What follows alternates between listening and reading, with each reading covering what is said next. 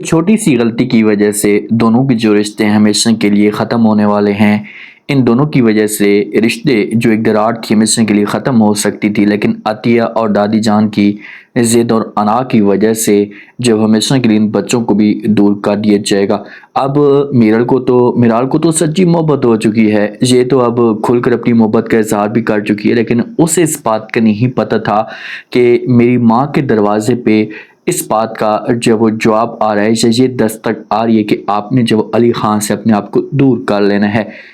میرا آتی ہے، آ کر اپنی ماں کے سامنے تعریفیں کرنا شروع کر دیتی ہے۔ ماں کہتی ہے کہ ماں جی، علی میری زندگی میں ایسے آ چکے تھے کہ مجھے پتہ بھی نہیں چلتا تھا، اور میرا سارا کا سارا جو کام ہوتے تھے ہو جاتے تھے، اور جب سے گئے ہیں نا تو محسوس سی ہو گئی ہوں، اور میرا کوئی بھی کام جو وہ نہیں ہوتا۔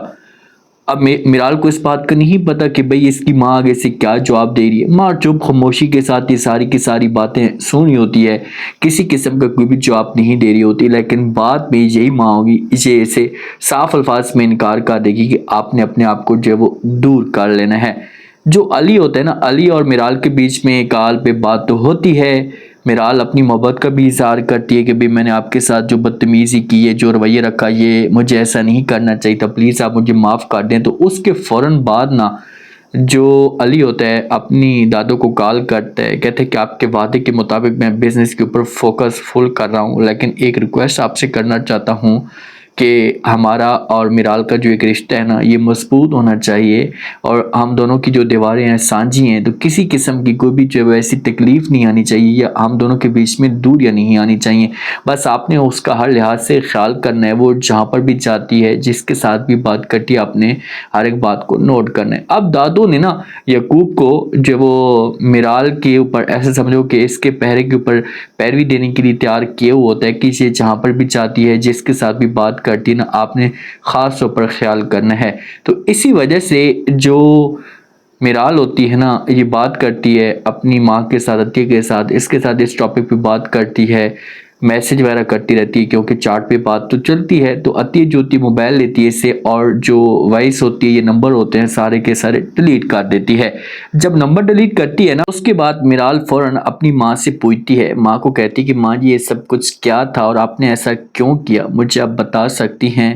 تو آگے سے ماں جو ہوگی یہ میرال کو کہے گی کہ آپ ایسا کریں کہ اس کے ساتھ ہمیشہ کے لیے جو ایک رشتہ ہے اس کو ختم کر دیں۔ تو بہت پریشان ہو جائے گی میرال، اپنی ماں کو بولے گی کہ ماں جی ایسا کیسے ہو سکتا ہے، آپ کیا چاہتی ہیں کہ میں اس کے ساتھ جب وہ اپنا رشتہ ختم کر دوں؟ تو ماں کہتی ہے کہ علی بچے کے ساتھ ہمارا کسی قسم کا کوئی بھی رشتہ نہیں ہے، بس آپ اس کے ساتھ کام کی حد تک رہیں، آپ کی جو شادی ہوگی یہ اس کے ساتھ کبھی بھی نہیں ہوگی۔ صاف الفاظ میں کھل کر کہہ دیتی ہے، اور اسے آگے لڑکے کا بھی بتا دیتی جو اس کی کزن ہو سکتا ہے میرال کا، یا میرال کو پہلے سے وہ پسند کرتا ہوگا۔ تو اسی وجہ سے یہ سب کچھ ہونے کے بعد یہ ہمیشہ کے لیے جو علی کے ساتھ اپنا جو ایک رابطہ ہوگا یہ ختم کر دے گی، اور اس لڑکے کو انوائٹ کرے گی کہ میں آپ کے ساتھ ملاقات کرنا چاہتی ہوں۔ تو یہ ملاقات کرنے کے لیے جو وہ